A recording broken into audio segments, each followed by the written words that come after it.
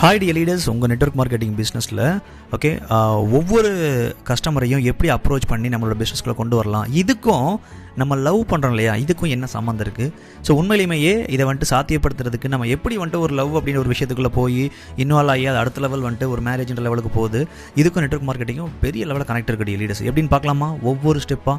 So approaching steps and process அப்படின்ற ஒரு நேமில் பார்த்தீங்கன்னா நெட்வொர்க் மார்க்கெட்டிங் வெர்சஸ் லவ் அப்படின்ற சப்ஜெக்ட்டில் இன்றைக்கி 4 ஸ்டெப்பு நம்ம பார்க்க போகிறோம். ஸோ கஸ்டமருக்கும் லவ்வருக்கும் என்ன டிஃப்ரெண்ட், ரெண்டு பேருமே கிட்டத்தட்ட ஒன்று தான். ரெண்டு பேருக்குமே நம்ம ஒரே மாதிரி தான் ப்ராசஸ் பண்ணுவோம்.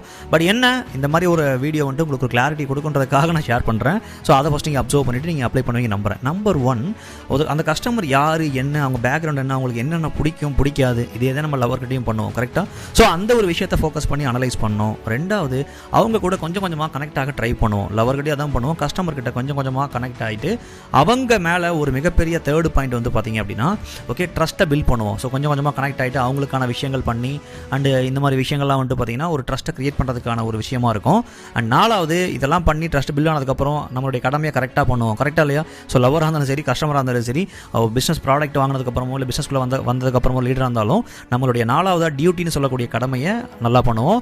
அனலைஸ், அதுக்கப்புறம் கனெக்ட், அதுக்கப்புறம் ட்ரஸ்ட்டு, அதுக்கப்புறம் டியூட்டி. இந்த 4 விஷயம் தான் உங்களையும் ஒரு கஸ்டமரையும் பெரிய லெவலில் கனெக்ட் பண்ணி பிஸ்னஸில் ஒரு எப்படி நீங்கள் லவ்ன்ற ஒரு விஷயம் ஸ்டார்ட் ஆகி அதுக்கப்புறம் பார்த்தீங்கன்னா மேரேஜ்ன்ற ஒரு விஷயத்துக்குள்ள போகுது இல்லையா, சேம் அதே தான். ஸோ கஸ்டமர்ன்ற ஒரு விஷயத்தில் நம்ம ஸ்டார்ட் ஆகி அதுக்கப்புறம் பிஸ்னஸ் பார்ட்னராகவோ இல்லை கஸ்டமராகவோ பார்த்தீங்கன்னா ப்ராஸ்பெக்ட்லேருந்து கஸ்டமராக பிஸ்னஸ் பார்ட்னராக வரதுக்கான வாய்ப்பு இதில் தான் நடக்கும். 2 வகையான ப்ராசஸ் இதில் இருக்குது. நம்பர் 1, ரொம்ப ஸ்டார்டிங்கில் பார்த்தீங்கன்னா பிஸ்னஸை சொல்லிட்டு அதுக்கப்புறம் கொஞ்சம் கொஞ்சமாக நட்பை நம்ம பில்ட் பண்ணிக்கலாம்.